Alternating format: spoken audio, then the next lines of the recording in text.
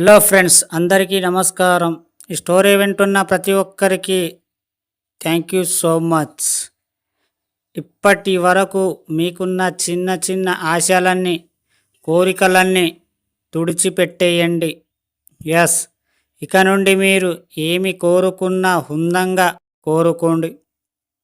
Double bedroom ఇల్లు కాదు, ఒక ఫంక్షన్ పెద్ద భవంతి కోరుకోండి. ఉన్న నలుగురికి భవంతి ఎందుకు? ఇలాంటి ఆలోచనలు రానియకండి. కోట్ల ఖర్చు పెట్టి అంబానీ ఆ నలుగురికి అంత పెద్ద భవంతి ఎందుకు కట్టాడు? బిల్గేట్స్ అంత పెద్ద భవంతి ఎందుకు నిర్మించాడు? అంత పెద్ద భవంతికి కాపలాదారులు, వంటవాళ్ళు, ఇలా చాలామంది పనివాళ్ళు అవసరమవుతారు. వారందరికీ మీరు ఉద్యోగం ఇచ్చిన వారవుతారు. అప్పుడు మీరు రాజు అవుతారు. మీరు కోరిన ప్రతిదీ ఇలా ఉండేటట్టు చూసుకోండి. మీ కలలు, ఆలోచనలు ఈ విధంగా ఆ విశ్వానికి పంపేంత మీరలా తయారవుతారు. మీరు ఊహించిన విధంగానే మీకు ప్రతిదీ రావడం జరుగుతుంది.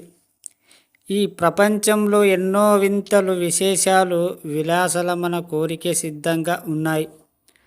వాటన్నిటిని అనుభవించడానికి సిద్ధం కాండి. ఈ జన్మలో మీరెంత కోరుకుంటే అంతకు రెట్టింపు వచ్చే జన్మలు పొందుతారు. ప్రముఖ మానసిక శాస్త్రవేత్త పితామహుడు సిగ్మండ్ ఫ్రాయిడ్, జనుశాస్త్ర పితామహుడు హర్గోబింద్ ఖురానా లాంటి వాళ్ళు జన్మల గురించి వారి వారి పరిశోధనల్లో వివరించారు. మన భారతీయ ఋషి అయిన కణ్వేద మహర్షి ఎన్నో విషయాలు మానవ పుట్టక గురించి చెప్పారు. మీరు చిన్న చిన్న ఆశలు కాకుండా పెద్ద కలలు కలండి. కలల్లోనే మీకు అన్నీ దొరుకుతాయి. మీరు ఒక గుడిసె కాకుండా మీరు పెద్ద బెడ్రూమ్ లాగా కోరుకోండి. ఒక చిన్న కారు కాకుండా ఒక పెద్ద రేంజ్ కార్ అనే అలాంటిది కలలు కనండి.